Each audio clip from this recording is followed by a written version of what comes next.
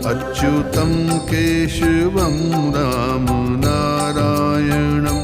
कृष्ण दामोदरं वासुदेवं हरि अच्युतं केशवं राम नारायणं कृष्ण दामोदरं वासुदेवं हरि अच्युतं केशवं राम नारायणं कृष्ण दामोदरं वासुदेवं